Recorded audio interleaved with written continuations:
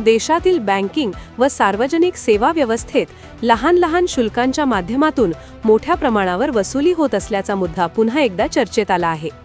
मासिक किमान शिल्लक मिनिमम बॅलन्स न राखल्यास अनेक बँका खातेदारांच्या खात्यातून थेट दंडात्मक रक्कम कपात करतात.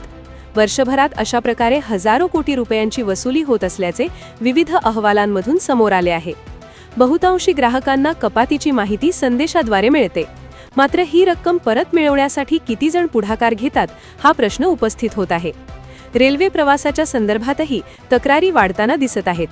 Indian railway catering and tourism corporation IRCTC या संस्थेमार्फत ऑनलाईन आरक्षण करताना वेटिंग तिकीट कन्फर्म न झाल्यास काही वेळा परतावा उशिरा मिळतो किंवा मिळालेल्या रकमेतील ॲडमिनिस्ट्रेटिव्ह चार्जेस म्हणून सुमारे 60 ते 70 रुपये कपात केली जाते, अशी प्रवाशांची तक्रार आहे.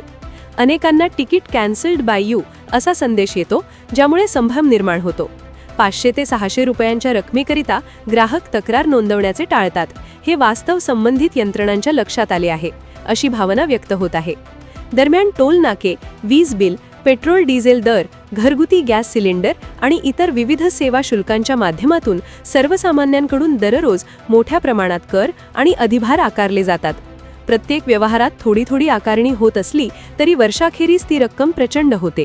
एका कुटुंबाने दिवसभरात खरेदी, प्रवास, इंधन, मोबाईल रिचार्ज, बँक व्यवहार यांद्वारे किती अप्रत्यक्ष कर भरला जातो याचा हिशोब केल्यास चित्र अधिक स्पष्ट होते. तज्ज्ञांच्या मते ग्राहकांनी आपल्या बँक खात्यांची अटी शर्ती नीट वाचणे, किमान शिल्लक नियम समजून घेणे आणि अनावश्यक कपात झाल्यास तक्रार नोंदवणे अत्यावश्यक आहे. तसेच ऑनलाईन तिकीट बुकिंग करताना परताव्याचे नियम तपासणे आणि व्यवहारांची पावती जतन करणे गरजेचे आहे.